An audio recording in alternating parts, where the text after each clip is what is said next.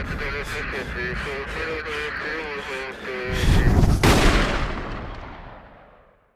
right, gents, I want to talk about why it's so important to shoot with both eyes open. If you go to modern shooting school now, the instructors are going to tell you, hey, when you shoot, you need to shoot with both eyes open. Now, a lot of people say, oh, I am shooting with both eyes open, but we catch you. We stand to the side of you and we see around the edge of those dark mirrored sunglasses, and we still see a lot of shooters closing one eye. Why are they doing that? They're closing that one eye because it's easier to shoot with one eye closed. It really is, it makes you more accurate. Big military and law enforcement used to teach to close one eye. When I went through basic training, when I went through different sniper schools, they would teach us to close that non-dominant eye, and that way that whole half of the brain is not being distracted, and allows you to properly line up those sights on whatever weapon system you're shooting. Allows you to line them up more crisp so that you can get a more accurate shot. Makes total sense. The problem with that is you're consciously making that decision to close that non-dominant eye so it's not distracting you. Where that's gonna screw you is the moment of truth when you're in that stressful situation, fight or flight mode kicks in. You get all these physiological changes that happen to your body. Glucose, adrenaline, potassium, sodium, cortisol, they all get dumped into your bloodstream and your body just starts reacting. You start going into that fight or flight mode. Now, different things that happen, the first thing you see right off the bat is heart rate jumps up. It's gonna go at least to 140, if not higher, depending on whether you're orange or pushed all the way into the red zone yet. But that's not the only one. Hairs stand up on the back of your head, your pupils dilate, and both eyes pop open. Why does that happen? The brain is screaming for as much information as possible. It wants to know everything. So that's why the pupils dilate. They want more information coming in. Both eyes pop open because your brain is screaming for more information to come in.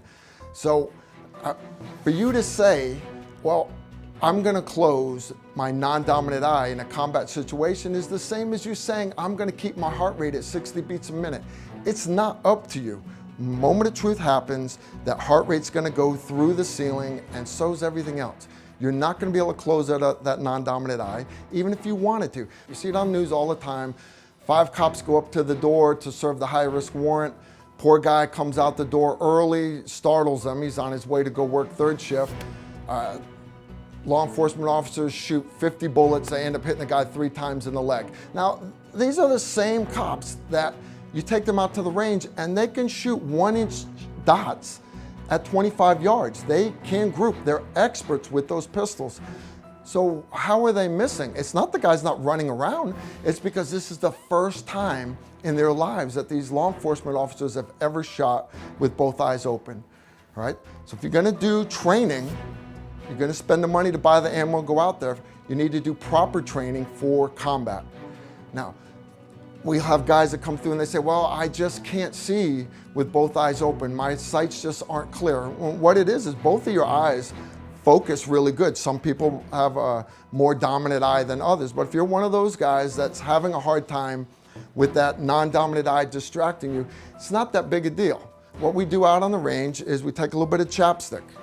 That's it, it's that simple. Take a little bit of chapstick, put it over the lens of that non-dominant eye, and what it'll do is it'll make that vision for that non-dominant eye just a little bit blurry, just a little bit, but it's enough so that the dominant eye can now focus those sights and you can shoot. Well, you lose all your cool points when you got chapstick on your shooting lenses. Yeah, I got that, right? The next day you go shoot, you put a little bit less chapstick on it.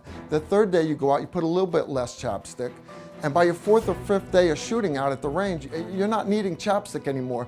You've trained the brain, the subconscious mind, to take just that one sight picture out of that one eye, and you're now able to train with both eyes open. All right, so if you want to focus your training just on competition, you want to shoot the tightest shot group, that's fine. Close that non-dominant eye. Tell the instructor, right?